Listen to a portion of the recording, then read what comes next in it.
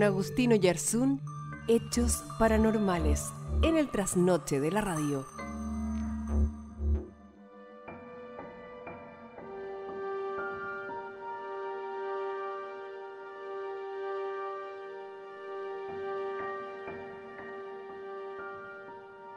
Agustino Yarzún, del sur de Chile, ¿cómo estás? Bien, y tú, Esteban, del centro de Chile, ¿cómo estás? Así es, efectivamente. Tuvo buena respuesta, tuvo buena.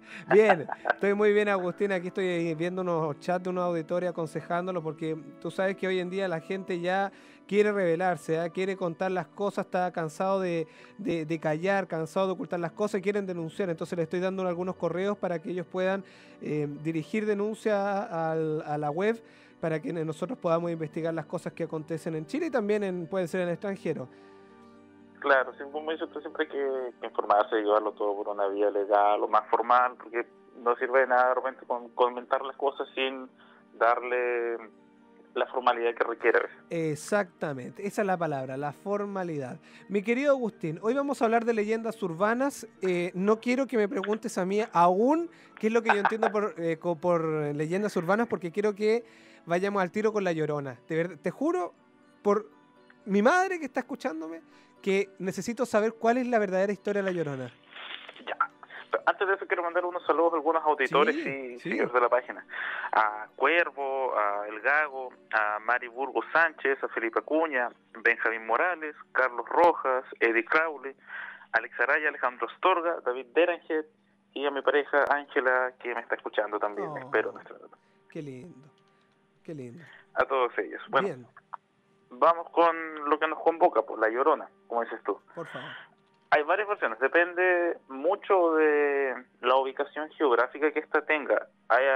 La historia generalmente tiene sus raíces en México, al parecer. Y ahí tiene sus variantes en Colombia, en Perú, en Venezuela, en Chile.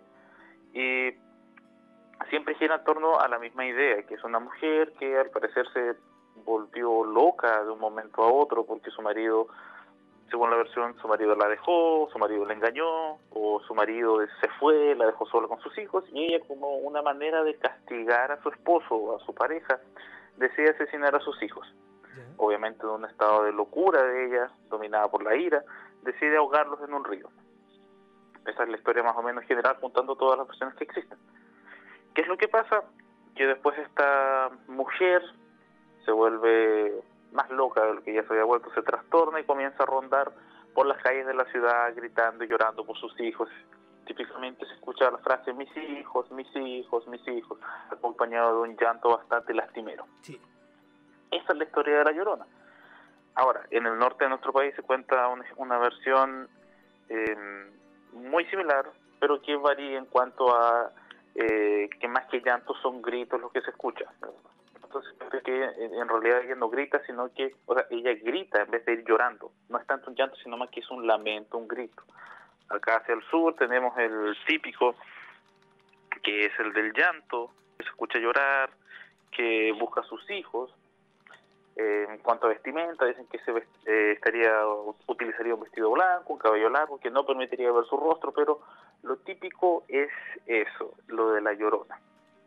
¿Cómo surge? Como toda leyenda urbana, que es lo que estamos viendo hoy día, surge de algún hecho que en realidad sí sucedió, que tiene algún asidero en la realidad, pero que después se fue desvirtuando y transformándose en algo más sobrenatural, que esa es la característica de una leyenda urbana, que puede partir de un hecho que sí ocurre, de algo que fue históricamente comprobable, como sí puede haber sucedido que una mujer haya asesinado a sus hijos, que eso es algo que sí se puede haber dado, pero después va tomando tintes más sobrenaturales, como te decía, más supersticiosos inclusive. Y esto se genera por el boca a boca. Yo cuento una historia, esta historia se la transmiten a otra persona y esta persona después le puede añadir o quitar algunos detalles, y así como sucede con cualquier relato, va cambiando. De esta manera se van generando las leyendas urbanas, y el término urbano, más que hacer referencia que es algo que sucede en una ciudad, que eso es lo que entendemos por urbe, urbano, es más que nada porque es algo más contemporáneo, es relativamente nuevo, es de este siglo prácticamente, y aunque el relato de La Llorona es mucho más antiguo, pero se mantiene dentro del boca a boca de la historia de la Llorona, que si uno la escucha te va a seguir en la noche y te puede ir a matar, o que puede ser un símbolo de buena suerte, depende mucho de donde tú estés. Y como te decía, es una leyenda porque sí toma algún hecho que en realidad pudo haber sucedido, pero después se va tergiversando. Eso es una leyenda, toma algo que es real, lo enaltece o le da tintes sobrenaturales. El mito es basado en algo que es ficción absoluta para explicar algo que yo no comprendo, ¿okay? Hay que hacer siempre esa diferenciación. ¿Y qué es cierto que la Llorona estaba sentada en un río de Machalí, allá cerca de Rancagua, y que se sentaba a llorar y gritaba, mi hija, mi hija? ¿Ah? Mira, si nos vamos a algo que sea real, es muy probable que si haya existido una persona que por ABC motivo haya estado ahí y la hayan confundido. Siempre se puede dar pie a eso. Ahora, que exista o no, ya eso es... yo diría que es prácticamente imposible que exista sobrenaturalmente un personaje así. No digo que... Es difícil que exista, no es imposible, pero es difícil que exista sobrenaturalmente. Hay una persona que también me contó una historia una vez de que la Llorona estaba debajo de un puente y que ella una vez pasó por ahí y escuchó llorar a una persona, le besó a unos adultos, fueron con los adultos, y dicen que la persona, que justamente era un cura, que iba bajando hacia el puente, de repente ve que una mujer se va metiendo en el agua, se va metiendo en el río, hasta perderse en las profundidades de se sumergió. Pero antes de eso, ella se da vuelta, los mira y dice lo típico, mis hijos, mis hijos. A ver, entonces estábamos hablando de que hay una mujer que había perdido a sus hijos y que lloraba. Yo te había preguntado por el tema de Machalí. ¿Qué hay de cierto en que esta mujer se ponía en un canal ahí a llorar a sus hijos? Mira, si te soy sincero, desconozco la historia, pero con lo que tú me dices, te podría decir lo que ya te dije, que puede haber sido confundida alguna persona que puede haber perdido a sus hijos realmente y fue a llorar ahí simplemente por un hecho fortuito, pero que exista un personaje de esas características es complejo, difícil, improbable, por decirlo así. No lo vamos a decir a la gente que en realidad la Llorona sí existe, porque no es un hecho comprobado, más que por las simples historias que algunas personas han contado. Más allá de eso, Esteban, no te puedo contar porque desconozco la historia de Machalí en concreto. De acuerdo. Me disculpo por eso, pero no, tranquilo. No llega tan allá mi conocimiento. Tranquilo, cuénteme. Agustín, vamos entonces con el plan que tenía usted ya listo para nosotros. Bueno, ya explicamos que era una leyenda urbana, ¿cierto? Que es algo que tiene un asidero más actual, más concreto. Ya son leyendas que, como decía, historias que tienen un asidero en la realidad. Me imagino que tú, como cualquier niño en sus años mozos, lo asustaron con la historia del viejo el saco, ¿no es verdad? Sí, claro. Cuando uno es pequeño, bueno, no sé si actualmente los papás siguen utilizando la historia del viejo el saco, pero a mí también me tocó escuchar la historia del viejo el saco, que era una persona que te iba a llevar en un saco y ¿sí? Quién sabe tú qué iba a pasar contigo. Te decía que esta historia, como buena leyenda, tiene su parte que es real, que se conoce como el crimen de Gádor, que es una ciudad, un pueblo, sí, un poblado que está a 15 kilómetros de Almería, en España. De acuerdo. Y esto ocurre en 1910. Sucede que una persona llamado Francisco Ortega, quien estaba enfermo de tuberculosis, y buscando una forma de sanarse, va donde un curandero, y este curandero le dice que para que se sane de la tuberculosis, tiene que tomar la sangre de un niño y frotarse el pecho con las entrañas del mismo niño. El señor Ortega, con esta idea, con este pensamiento que él creía que en realidad se iba a salvar, comienza su búsqueda. Sale un día en la tarde con un saco y comienza a transitar por los pasajes, por los parquecitos, hasta que de repente se encuentra con un niño que se llamaba Bernardo González. Este niño estaba jugando solo, así que el señor Ortega vio la oportunidad, tomó al niño y lo echó dentro del saco y se fue hacia un río.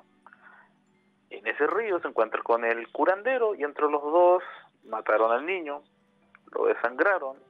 El señor Ortega se toma la sangre del niño, después le sacan las entrañas a este y se frota el pecho con las entrañas del niño. pensando que realmente esto era la cura para la tuberculosis que el curandero le había dicho.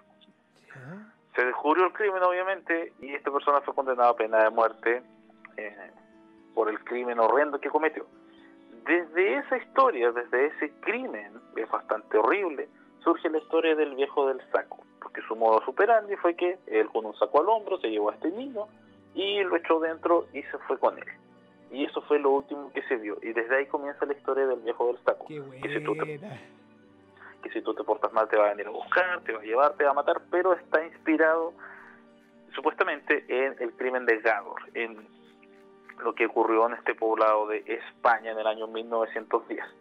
Más adelante hay otras historias que se repiten también. Dime, Esteban. Y esta leyenda urbana, Agustín, ¿por qué partes del mundo se fue haciendo conocida? ¿Por toda habla hispana, habla inglesa también? En habla inglesa también está, particularmente en Estados Unidos, hay un relato muy similar. No recuerdo el año específicamente, es más actual, eso sí, pero ya por los años 50, 60, de una persona que tenía el mismo modus operandi, que también solía secuestrar niños para algún tipo de ritual, también los echaba dentro de un saco y se los llevaba a su casa, y ahí los mataba. Y de ahí también ellos toman esta historia de el hombre del saco, que es una persona que secuestra niños y los echa a su saco y se los lleva.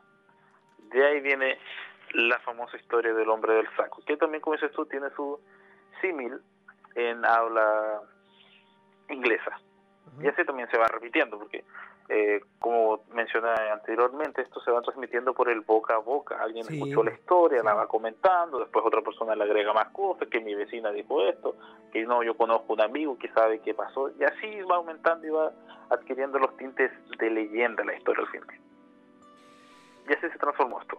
Otra historia, otra leyenda que parece que sí es verdad, es la de Robert Johnson. No sé si tú ubicas a este músico.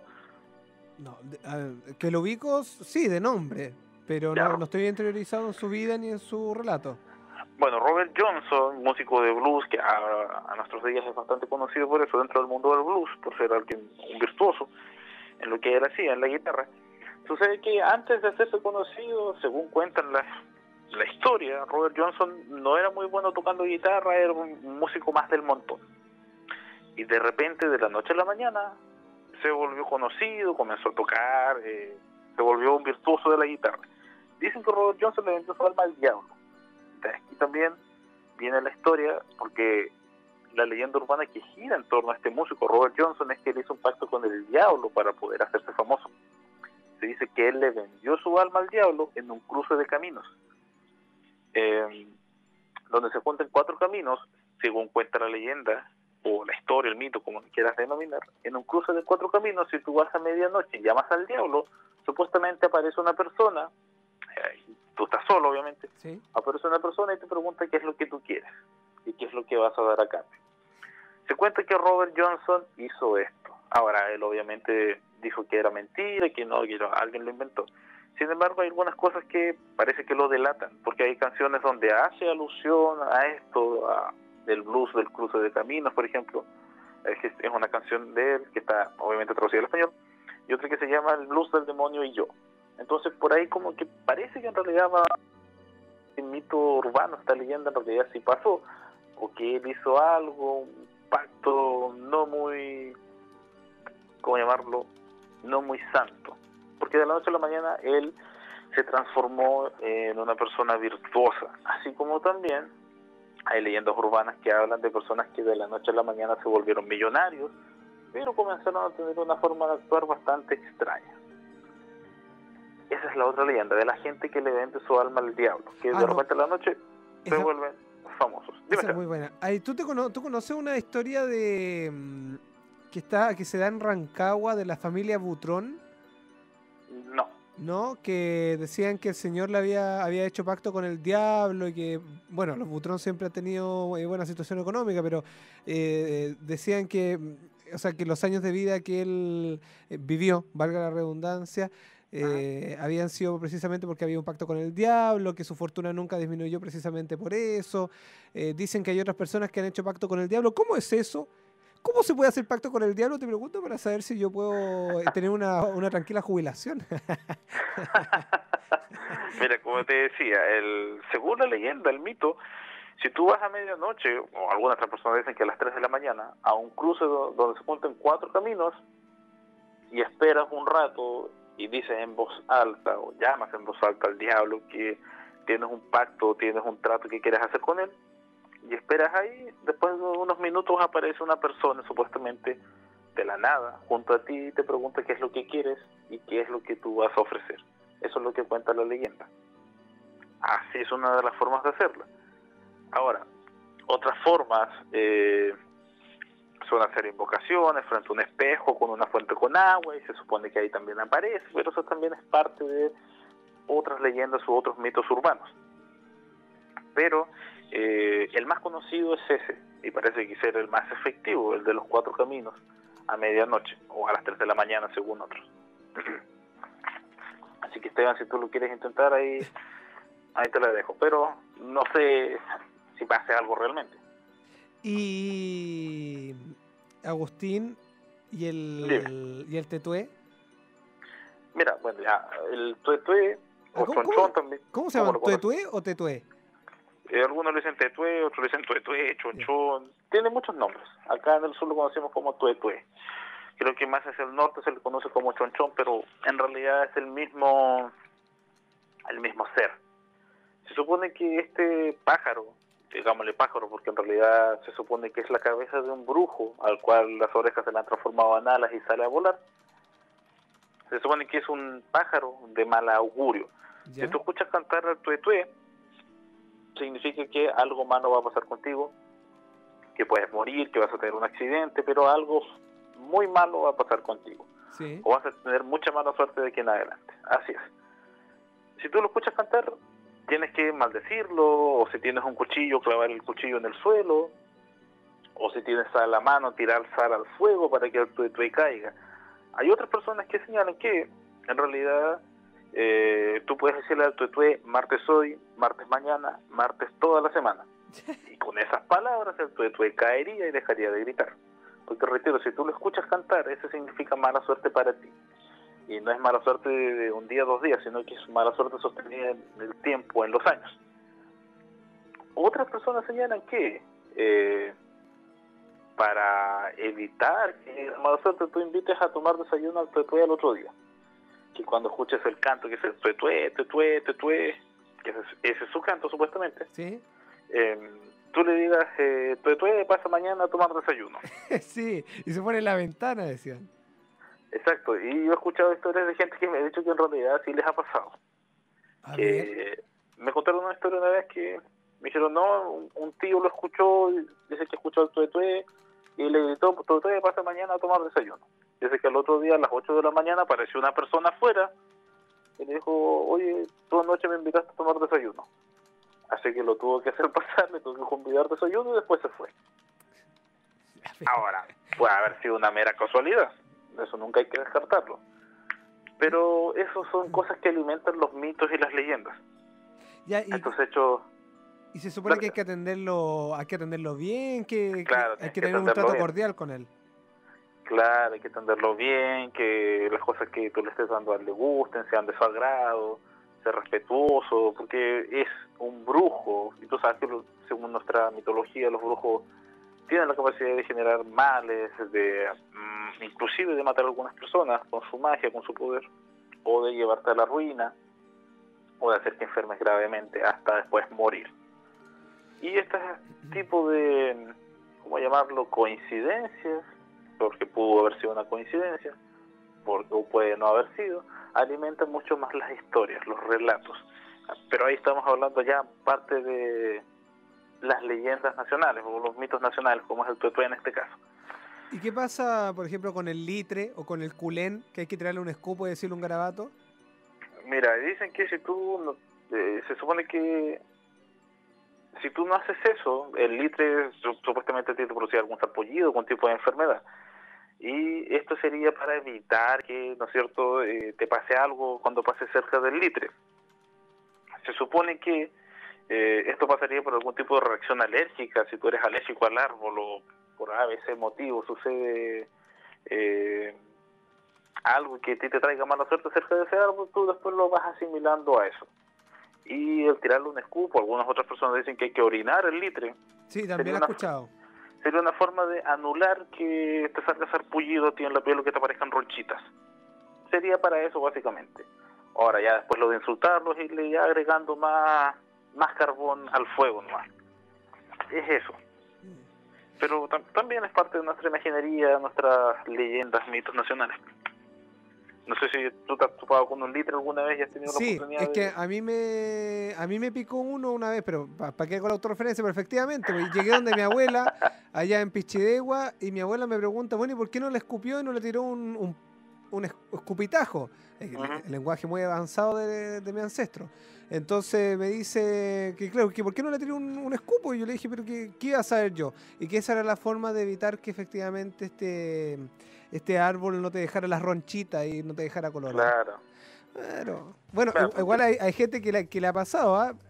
Están llegando aquí las cosas del Trauco también. Vamos a hacer un alto, mi querido Agustín, porque viene el informador y al regreso seguimos conversando. Perfecto, no hay problema. Estábamos hablando de las leyendas urbanas, estábamos hablando del Trauco.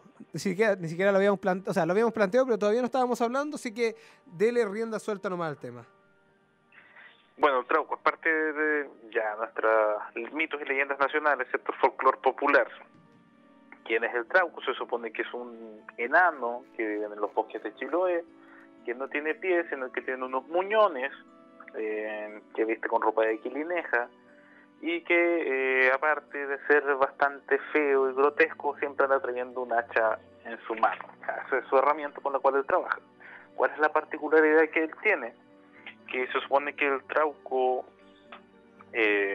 embaraza, por llamarlo de una manera sutil, a las muchachas en la isla, o cuando surge un embarazo de la nada, por decirlo así, se supone que se le echa la culpa al Trauco.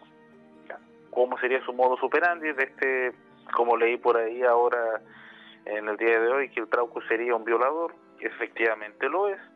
La figura mitológica del Trauco es eso, es un violador, porque las muchachas cuando andan en el bosque de repente comienzan a sentirse adormecidas y ven que se aparece un hombre de una hermosura inigualable frente a ellas.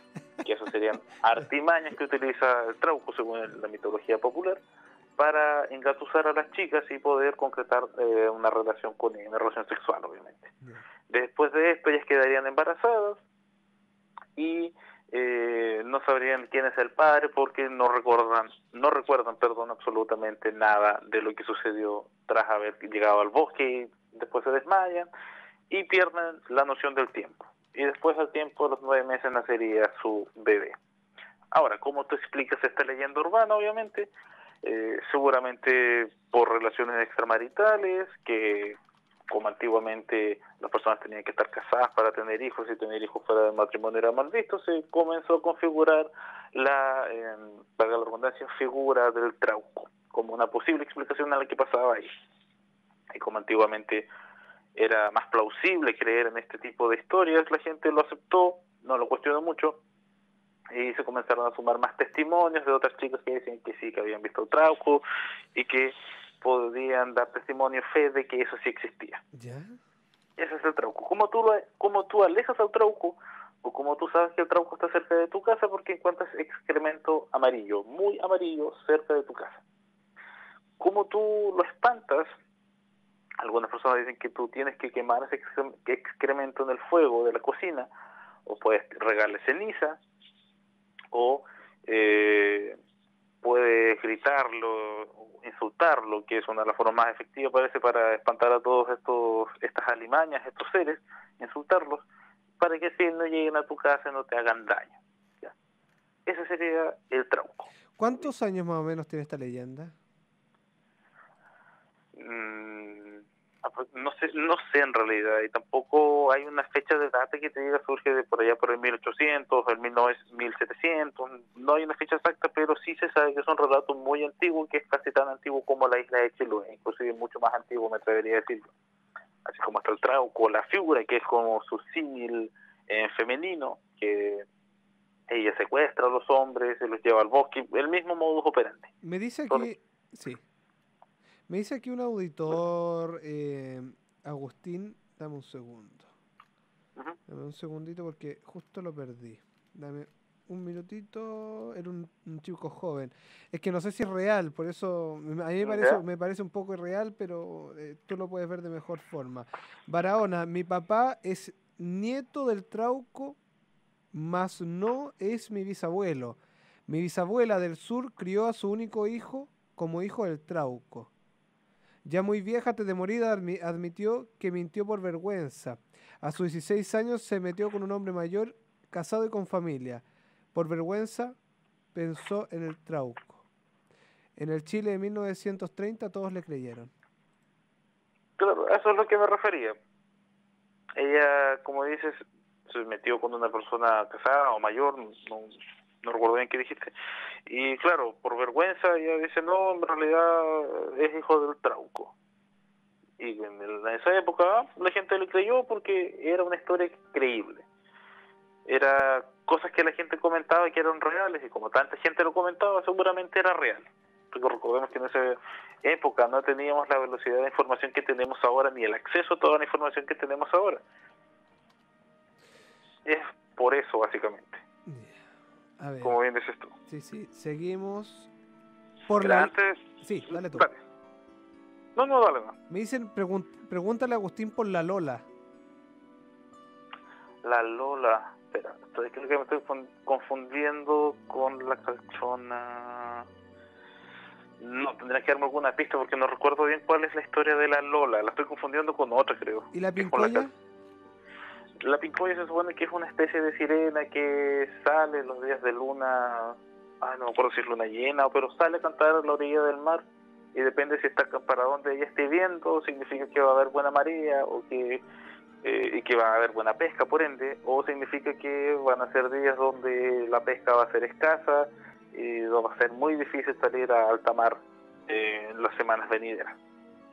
Sería, como bien dice, una especie de sirena, y en realidad ella sería una mujer que tiene la capacidad de respirar bajo el agua y que vive también en el fondo del mar. Esa sería la Pincoya. Claro. Dicen que suele estar bailando en las playas a mitad de la noche y que algunos pescadores dicen que la han visto mujeres a altas horas de la noche bailando en la playa solas. Y ahí se configura la historia de la Pincoya. Y de eso de que los animales ven los espíritus. Mira, eso también es parte de las creencias, de las leyendas urbanas, de los mitos urbanos, que cuando un gato se queda mirando fijo una pared es porque ha visto un espíritu, o los perros cuando aúllan es porque hay un espíritu rondando, un fantasma. Hay ciertas personas que sí creen que, bueno, nosotros no comprendemos el lenguaje de los animales, por ende nosotros no sabemos qué es lo que ellos ven realmente. Y aquí existen bastantes interrogantes al respecto. Hay quienes dicen que los gatos tienen la capacidad de absorber las malas energías de una casa. Cuando los gatos van insistentemente hacia algún lugar o quieren estar en alguna pieza, por así decirlo, es porque han detectado que no hay buenas energías en ese lugar y por ende van insistentemente a ese lugar para absorber toda esa mala energía y después ellos la expulsan. No se sabe muy bien cómo, esto es solo teoría obviamente, pero esa es la función que ellos tendrían. Y hay quienes se amparan o dicen que esto es real porque hay historias de personas que señalan que de repente han tenido dolores en alguna parte de su cuerpo y casualmente sus gatos van y se acurrucan en la parte que a ellos les duele, y después de que el gato está un rato y se levanta y se va, el dolor ha desaparecido. Entonces las personas comienzan a decir que parece que sí, los gatos tienen esta habilidad de absorber esa mala energía y transformarla en otras cosas. Así como las plantas transforman, nos dan oxígeno, aire, los gatos también purifican, mejor dicho, los gatos también tendrían la capacidad de purificar el ambiente de toda energía negativa. Y respecto a si ven o no ven espectros, fantasmas o como tú le quieras denominar, no se sabe si es cierto porque, como te digo, nosotros no sabemos qué es lo que ven los animales que nosotros no podemos ver. Es bastante difícil saber porque tampoco sabemos claramente si ellos ven en colores, en blanco y negro, en escala de grises, perciben otras cosas o no. Pero algún día en el futuro puede que lo sepamos, pero de momento eso está No, en duda. pero es que National Geographic hizo un reportaje en que daba como veraz que el lobo y sus descendientes tenían una visión en blanco y negro. Sí, que Claro, efectivamente los perros, los lobos ven en blanco y negro. pero también hay otros estudios que señalan que depende de la raza de perro, que hay algunos perros que pueden distinguir algún color como el azul o el rojo o tonalidades de verde. Ahí va variando dependiendo de los perros, según lo que también yo he leído. Ahora, eso también es discutible porque, claro, algunos dicen, no, si ven en blanco y negro, otras personas te van a señalar que en realidad tienen la capacidad de distinguir alguno que otro color, pero en realidad no lo sabemos. Así como se dice que los toros, por ejemplo, detestan el color rojo. Ese también es parte de los mitos urbanos, las leyendas. En realidad hay estudios que dicen que si bien los toros distinguen o los vacunos distinguen el rojo, no es que lo odien, sino que la tendencia a creer en esto es porque en estos espectáculos donde están estos famosos personajes, los toreros, están, ¿cierto?, con su capa roja y la mueven, y la mueven, y la mueven, y el toro actúa porque ve que se mueve ese objeto y va derecho hacia él porque no sabe lo que es y su primera tendencia es a atacar, a defender. Entonces no es que deteste el color rojo, sino que es por el movimiento que hace. Eso también es un mito urbano muy extendido. Aquí dice la escalofriante leyenda de la Lola en los cerros de Calama. Y aquí me mandan un link, el cual voy a abrir inmediatamente, Agustín. Vamos a ver, diarioantofagasta.cl. Dice, en el norte de nuestro país se conocen muchas leyendas, las más populares son las que rodean a los mineros y el desierto de Atacama. La historia de la Lola es una de las más escalofriantes en la zona. Se dice que hace décadas una hermosa mujer llamada Dolores vivía en la capital de la provincia de Loa y era codiciada por la mayoría de los calameños, quienes la apodaban Lola. La joven tenía un padre que se obsesionó por cuidarla y alejaba a todos los pretendientes que se acercaban a su hija. Cuando la chica se enamoró, sabía que su padre no aceptaría la relación, por lo que decidió escaparse junto a un minero de la zona. Pasó el tiempo y la feliz pareja decidió contraer matrimonio. Sin embargo, un día antes de la boda, Dolores sorprendió al supuesto amor de su vida en la cama con otra mujer y, cegada por el dolor, lo mató a él y a su amante. Al otro día, la joven aseguró que los habían asaltado y que había asesinado a su prometido. Las investigaciones obviamente revelaron la culpabilidad de la joven, quien decidió escapar a los cerros. En la oscuridad y sequedad del desierto, la chica perdió la razón y llegó al cementerio local para robar el ataúd de su amado, con el cual recorre los cerros de la ciudad, buscando al supuesto asesino de su prometido, pues en su locura aún no acepta que ella fue quien le quitó la vida. La leyenda dice que la Lola aún camina por el desierto y que se aparece a los mineros y vagabundos del lugar, quitándoles la vida y acusándoles de ser homicidas del amor de su vida. Guarda mucha similitud con la historia de La Llorona en cuanto a alguien que asesinó a un ser querido, después anda preguntando, está triste por ello, sin asumir que tiene la responsabilidad ella. En este caso es parecido, creo que la había leído, pero no recordaba muy bien cómo era. Pero gracias a quien dio el link para aclarar la historia.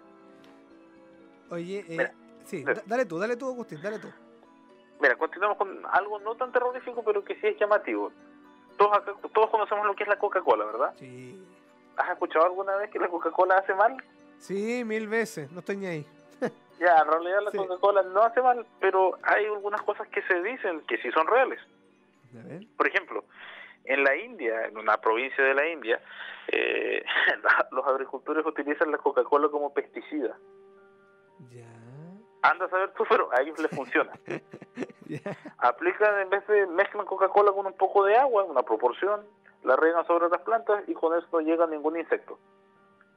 ¿Por qué será? No tengo idea, pero hay una nota que efectivamente habla sobre que en realidad sí lo hacen, es decir, no solamente con la Coca-Cola, sino con Pepsi también, con bebidas que contengan cafeína, la mezclan con un poco de agua, aplican la solución a las plantas y se supone que no tienen insectos que molesten a sus siembras. Ahora, una posible explicación es porque como la Coca-Cola o la Pepsi son bebidas dulces, atraería a las hormigas y las hormigas pelearían de alguna manera con los otros insectos o impediría que estos se acerquen a las plantas, porque las hormigas no atacarían a las plantas. Esa es una explicación. Sí. La otra historia que se cuenta de la Coca-Cola es que sirve para limpiar metal, que sirve para que saques el óxido y le saques brillo a los metales antiguos. Sí, y la Cami dice los buques, pero yo he escuchado en otras partes también que la Coca-Cola sirve para desaguar. También dicen que sirve para desaguar.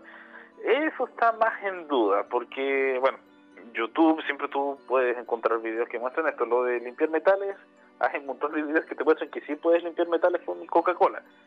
Pero si tú te pones a pensar, el agua que uno toma también sirve para limpiar cosas, así que tan tirado de las mechas no es. En cuanto a desaguar, ahí hay algunas personas que dicen que sí les sirve, que sirve para destapar cañerías. Otras personas dicen que en realidad no es mucho el efecto que tiene. Pero como es una bebida gaseosa, eso ayudaría de alguna manera a destapar un poco los desagües. No un desagüe que esté, ¿cómo decirlo?, que esté abarrotado de basura o demasiado lleno. No va a surtir ningún efecto, pero en algo que sea menor probablemente sí ayude a limpiarlo. Y así muchas otras cosas dicen de la Coca-Cola. Hay otras personas que dicen que el ingrediente secreto de la Coca-Cola es cocaína, y por eso sería el nombre. De coca. Claro, Coca-Cola. Si tú lo piensas, puede que tenga, ¿por qué se llaman Coca-Cola? Y algunas personas dijeron, no, hay gente es por que la dice que cocaína. es por la marca, por Coque. Claro, por Coke. Pero hay otras personas que dicen que el ingrediente secreto en realidad es cocaína, y que por eso de alguna u otra manera es un tanto adictiva. Algunas personas dependen tanto de la Coca-Cola. Y otros dicen que en realidad el ingrediente secreto no es nada, que es agua. Otros más ya conspiranoicos señalan que el ingrediente secreto de la Coca-Cola es sangre, pero ya hay muchas otras cosas que decir. Pero eso te podría asegurar de la Coca-Cola, de las cosas que se dicen. Que algunas personas sí lo usan como pesticida y otros lo usan para limpiar metales. Y les ha dado resultado. Esteban me dicen, hay una historia en faenas mineras que existe una persona alta con el aspecto de una sombra que cuando lo miras tiene los ojos rojos como luces. Mira, ese es el mandinga que anda hinchando ahí. ¿El cholo mandinga? El diablo, el diantre, Lucifer. con la flecha, Lucifer, como tú lo quieras denominar. Hacia el norte de Chile hay muchas historias que hablan que el diablo suele trabajar en las minas, ya sea minas de oro, de plata, de carbón. Él anda ahí. Como dices, es una persona alta, flaca, que viste de negro, que suele tener los ojos rojos y que generalmente suele trabajar solo también, y por lo general también pide ir a trabajar de noche a las minas. ¿Para qué? No se sabe, simplemente va, le gusta estar en esos lugares, seguramente ha estado en busca de algo particular. Hay otras historias que cuentan que mineros que llevan mucho tiempo buscando minerales y no han encontrado nada, de repente reciben la visita de un minero que llega al lugar, le dice, ¿saben que yo les quiero ayudar? Y él le dicen, en realidad, no, sabe que usted no nos puede ayudar porque no tiene experiencia. Y da la casualidad que este minero, este personaje, sí da con los minerales que estaban buscando y los ayuda, y después se va. Y también se dice que es el diablo. Sin ir más lejos, Baldomero Lillo en Subterra tiene un relato que hace referencia a este cuento, que es Juan Fariña. Que Juan Fariña, se cuenta la leyenda, era un anciano, casi ciego, que llega un día a trabajar en una mina de carbón. Le dice que no le van a pagar y él dice, no, en realidad a mí no me interesa, mientras me den comida, a un lugar donde dormir, yo voy a trabajar. Y se dice que Juan Fariña iba a trabajar durante las noches a la mina de carbón y que él sacaba el carbón solo y que lo escucharon hablando muchas veces también solo, porque no había nadie, escuchaban que él se reía, que cantaba, que conversaba, y de repente desaparecía. Y que también el lugar donde trabajaba Juan Fariña estaba demasiado iluminado para una persona que no veía. Entonces Baldomero Lillo da a entender por ahí que parece que este personaje era el diablo disfrazado de minero, que son historias que se cuentan hacia el norte de nuestro país. Ay, qué buena. Estoy emocionado, Me dicen acá que hable de la novia de Azapa y de la mesa de Parinacota. ¿Te la sabes esas? No, desconozco, yo estaría mintiendo si les dijera que sí. Ya. No, las desconozco ahí. ¿Qué me dicen acá? Oye, barricadas en la rotonda de Pedro Montt, al lado del supermercado A Cuenta. Hay fuego en Valdivia. Barricadas en Valdivia, en la rotonda de Pedro Montt, al lado del supermercado A Cuenta. Ya, no, Mira, sí, dale tú, Agustín. bueno, estamos hablando de leyendas que ya son parte de nuestro folclore popular, ¿cierto? Es parte de nuestra mitología nacional. Pero te voy a mencionar dos casos que ya son más modernos, porque recordemos que las leyendas urbanas son básicamente contemporáneas y hacen alusión a hechos que suelen desarrollarse en la actualidad o que se han desarrollado recientemente. El primero es un personaje que se llama Slenderman. No sé si los ubicas, los has escuchado por ahí. No, jamás. Bueno, Slenderman se supone que es un hombre muy alto. Se supone que es un hombre porque no tiene rostro tampoco. Tiene un rostro blanco, es bastante alto, ocupa un traje negro y de su espalda salen unos tentáculos con los cuales atraparía a sus víctimas. Esta historia, obviamente ficticia, se creó en un foro norteamericano. Una persona tomó unas fotos y lo comenzó a colocar en redes, las mismas redes de ese foro, para darle más, para hacer más sabroso el relato, para darle más credibilidad. Ya hasta ahí todo bien con Slenderman, que supuestamente tendría la capacidad de hipnotizar a las personas, de hacerles perder la memoria, de perderlos, y ya en casos más graves llevaría a el suicidio o si no directamente al asesinato de sus víctimas. Todo un relato ficticio. Sucede, eso sí, que en el año 2014 dos niñas de 12 años intentaron matar a una amiga para dárselo en sacrificio a Slenderman. Aquí se salió de control la leyenda. ¿Qué pasó? Como te decía, en mayo de 2014, dos chicas que tenían 12 años en ese entonces apuñalaron 19 veces a una compañera suya. ¿Para qué lo hicieron? Tuvieron que declarar y en su declaración dijeron que si ellas asesinaban a alguien se iban a transformar en seguidoras de Slenderman, que es este personaje de ficción.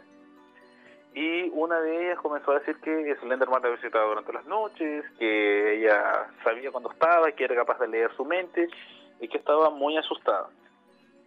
Las pequeñas iban a ser condenadas a cárcel, iban a ser juzgadas como personas adultas.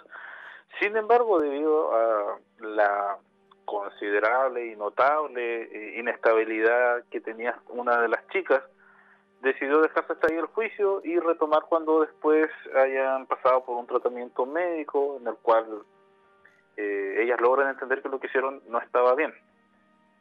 En el mismo año, ese mismo año, una persona que no se identificó dijo que su hija también intentó matarla a ella porque decía que Slenderman se lo había pedido. Y así esta cuestión empezó a ir agarrando vuelo. Era una historia, un mito, pero de repente comenzó a hacerse, traspasó, como se dice, la cuarta pared. Ya pasó del papel de la ficción o de las pantallas del computador, de los videos en YouTube, pasó a ser algo real en un minuto. Hubieron niños que decían que en realidad Slenderman se les aparecía, que era real, que era concreto, que lo vieron, que los persiguió, que les daba órdenes, etcétera, etcétera, etcétera. Más allá de eso, que en realidad fue un intento de asesinato, al parecer no pasó. Pero como te digo, esta es como una de las últimas leyendas urbanas más potentes que han surgido en la actualidad, que es el de Slenderman. Vamos a hacer una cosa, querido Agustín, vamos a hacer una pausa y toma apuntes, porque al regreso vamos a hablar de La Chauca, la rubia de Kennedy, la viuda camino a Potrerillos, y de la princesa Orolonco, del chupacabras y del conductor chanta que regala viaje. Eso y más a las 2, después de esta pausa de las 2:35, que me dice que espere un chiquitito, Agustín, por si tenemos novedades. Ya les decía, La Chauca, la rubia de Kennedy, el chupacabras, eso y más con Agustín Oyarzún, que ya retomó el contacto con nosotros. Comenzamos de todos estos seres que mencionaste. Agustín, la rubia de Kennedy es una buena historia. ¿Qué sabes tú respecto de la rubia de Kennedy? A ver. Que era una... Tú estás más familiarizado ya, que vives allá mismo. Es que puede que la esté confundiendo, pero no era una novia que estaba vestida de blanco, que tuvo un accidente, que se cruza al medio de la carretera para espantar a los automovilistas. Sí, es una de las versiones. ¿Ya? Otra versión dice que es una muchacha que simplemente fue atropellada en una intersección, no recuerdo en cuál, o en una curva peligrosa, y que está haciendo dedo está haciendo dedo a altas horas de la noche. Si tú la recoges y la llevas, te dice en alguna parte, yo morí en esa esquina, o ten cuidado aquí en la curva, y de repente desaparece. Esa es la historia. ¿Por qué surge esto? Bueno, en primer lugar porque un par de taxistas, por allá por los años 90, 80, no recuerdo muy bien, señalan que eso subió una muchacha, específicamente rubia, que a los pocos metros de haber transitado con ellos, y mientras los taxistas intentaban conversar con ella y ella no le contestaba, de repente al voltear se dan cuenta que no estaba en el asiento de atrás. Otros señalaban que cuando iban llegando a una curva, la muchacha les dijo, sabe que tenga cuidado porque yo morí acá, y tras decir eso desaparecía. Y después se supone que aparecieron unos muchachos que estudiaban psicología y que dijeron que ellos habían inventado esta historia porque querían ver qué tanto podía trascender una historia del boca a boca, cómo era capaz un simple relato, un simple cuento de transformarse en una leyenda y qué tanto podía crecer. Se supone que esa es la explicación concreta. Ahora bien, la historia de la rubia de Kennedy no es exclusiva de nuestro país. Hay historias en otras partes del mundo que se relacionan con lo mismo, con una persona que está haciendo dedo en la carretera a mitad de la noche, que si tú lo llevas y comienzas a conversar, de repente dices, sabes que yo morí en tal parte, o ten cuidado aquí, o no te quedes dormido, y desaparece la persona que tú llevas contigo. Y acá en Chile está relacionada específicamente con la historia de la rubia de Kennedy, que al parecer es una historia que surge de un grupo de muchachos estudiantes de psicología que crean, inventan esto para una tesis para la tesis que querían presentar. Esa sería la historia, matando un poco la fantasía, la ficción de esto. ¿Y el chupacabra, Agustín? Chupacabras hay muchas cosas que decir, ninguna muy concreta. Surge por allá por los años 90 en Puerto Rico, un bicharraco que nadie sabe qué es porque se alimenta solamente de sangre y deja marcadas a sus víctimas con 2 marcas de colmillos al parecer en el cuello. No se las come, sino que simplemente le chupa la sangre y se va. Y así comienza en Puerto Rico esta historia. Después se traslada por algunas islas cercanas, hasta que a inicios del 2000 aparece acá en Chile, específicamente en el norte, en Calama, si no mal recuerdo, donde una señora relata que sus animales de corral los encontró muertos todos, y que ninguno tenía sangre, pero estaban casi completos. Ya ninguno le sacaron, no los comieron, su carne estaba intacta, lo único que no tenían era que no tenían sangre. Y desde ahí comienza su periplo chupacabras desde el norte de Chile hasta el sur de nuestro país, pasando, como decía, por Calama, estuvo por Santiago, acá en Puerto Montt, por Valdivia, también se escucharon relatos de este ser. Dicen algunos que es un experimento del gobierno norteamericano, que se les salió de control, que era un super animal que ellos estaban creando para utilizarlo en la guerra, con tan mala suerte que este animal se les escapó del laboratorio, y no era solo uno, sino que eran varios especímenes que escaparon alrededor del mundo, porque este ser, aparte de consumir sangre, tiene la capacidad de volar, de hacerse invisible, de saltar bastante alto, cerca de 2-3 metros. Dicen que su aspecto físico se asimila en algo así como un lobo y un lagarto gigante, es muy extraño. Su piel sería como de serpiente o de reptil, mejor dicho, con 4 extremidades, ¿cierto? Con 2 patas y 2 manos, con garras bastante afiladas, unos colmillos bastante afilados también, y unos ojos que, si tú miras sus ojos, según cuentan algunos relatos, y hay personas que aseguran haber visto chupacabra, que si tú ves los ojos de chupacabra, este es capaz de hipnotizarte y hacerte perder el conocimiento. Hay personas que dicen que se enfrentaron con él, que en el programa La Ley de la Selva dieron sus testimonios, donde decían que se habían enfrentado, que mostraban supuesta evidencia de este enfrentamiento, personas que tenían el cuerpo con garras marcadas en la espalda o en los brazos, o que tenían heridas que no podían ser explicadas por el ataque, ponte tú, de un perro salvaje o un perro silvestrado, o de cualquier otro animal que haya intentado atacar a una persona. Eran heridas bastante extrañas.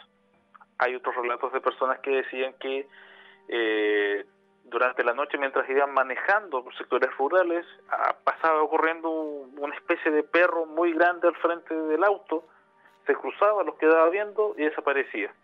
Pero que era demasiado grande, tenía aspecto de perro, pero su cabeza no era de perro, y tenía unas especies de brazos, y nunca supieron qué era. Otros relatos señalan que en realidad este ser es un ser extraterrestre, que vino desde el espacio, y que por ABC motivo se quedó en nuestro planeta, y que ha ido transitando por diversas partes del mundo. Hay personas que supuestamente han encontrado chupacabras, pero en realidad, más que chupacabras, son animales que han nacido deformes, o que tienen alguna enfermedad de la piel que los hace verse distintos a otros de su especie. Que, bueno, como te decía, que es lo particular, que este animal lo único que hace es consumir la sangre de sus víctimas. No come carne ni nada de eso, sino que solamente sangre.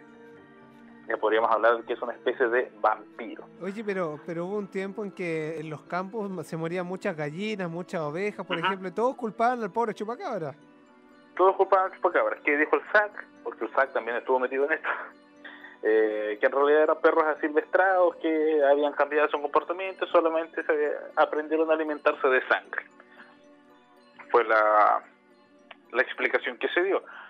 Ahora, otra explicación que hay es de un animal que se llama bisón, que es muy similar a los hurones, que sería un hurón salvaje.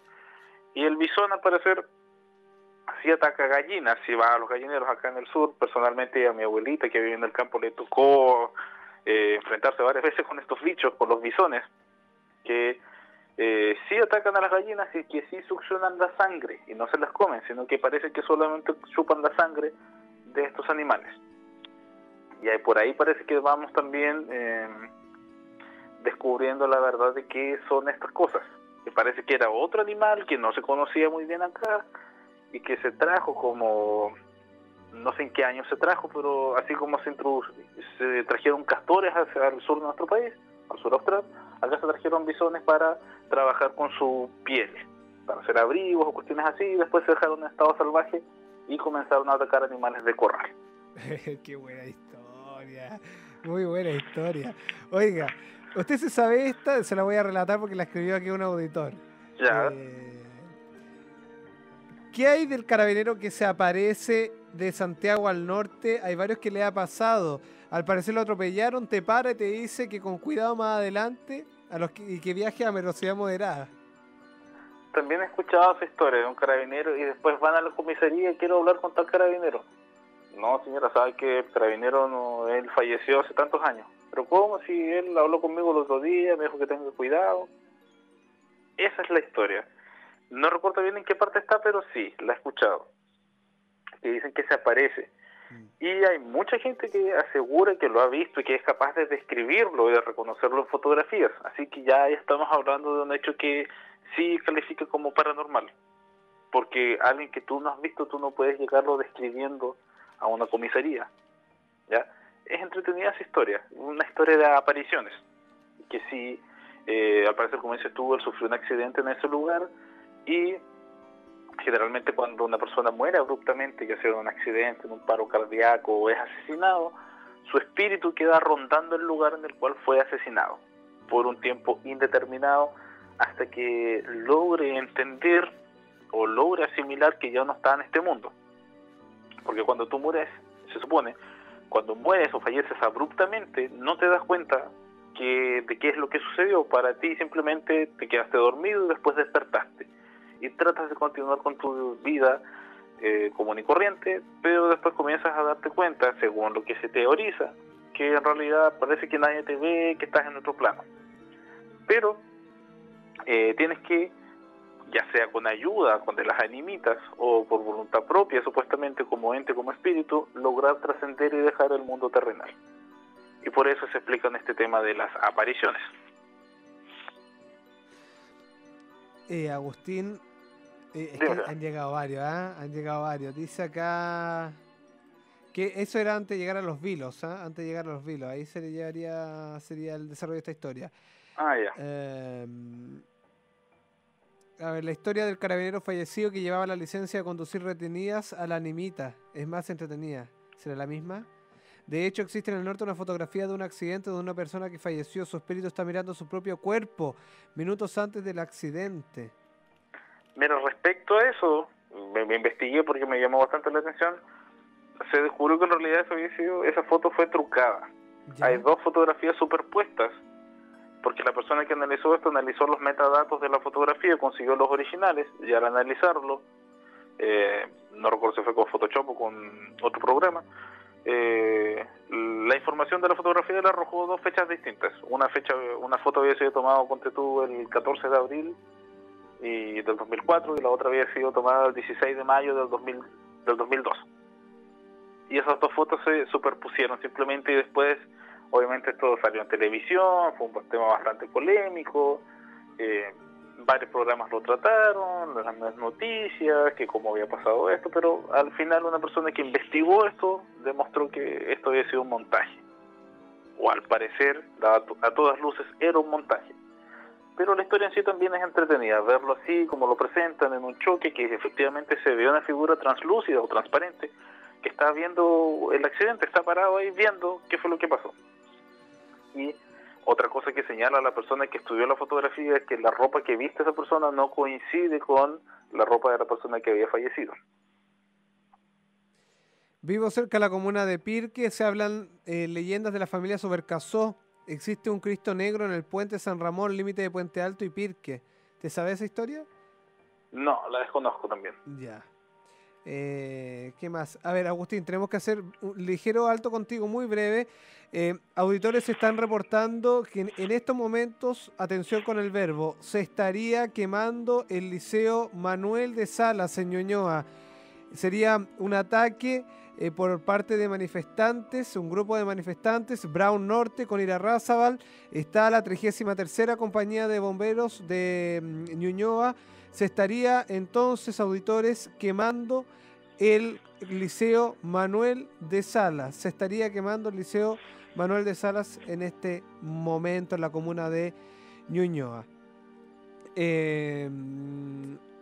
A ver, es que llegaron muchos. Usted tiene 83 mensajes solamente para usted, Agustín. Entonces, a ver, la historia de las tres Pascuelas, dice la leyenda del roto que... Pascuala, ¿cierto? Sí. ¿Te la sabes tú esa? Más o menos, no la recuerdo muy bien, pero creo que la... Sí, no, tranquilidad ante todo. Mira, prefiero que no, porque no lo recuerdo muy bien, pero sí creo que eran tres hermanas que fallecieron en la laguna de las Tres Pascualas, y creo que ellas aparecen de repente ahí durante las noches de luna llena cantando, se les puede ver en la laguna. No recuerdo muy bien cómo es la historia, pero tengo la noción de que va más o menos por ahí. Mentiría si sigo contando. Prefiero quedar, que en realidad no lo recuerdo bien, a chamullar algo. ¿Y el cuero? ¿Te sabes la historia del cuero? Sí, esa historia sí la conozco bastante bien, porque no lo vi personalmente, pero conozco gente que dice que sí lo ha visto, que el cuero, supuestamente, algunos dicen que es una especie de mantarraya o de raya que vive en los ríos de nuestro país, pero no se ha comprobado que exista realmente una especie o una subespecie de mantarraya que habite los ríos chilenos. La teoría mitológica, por llamarlo así, señala que el cuero se forma precisamente de un cuero, ya sea de vacuno, generalmente, o de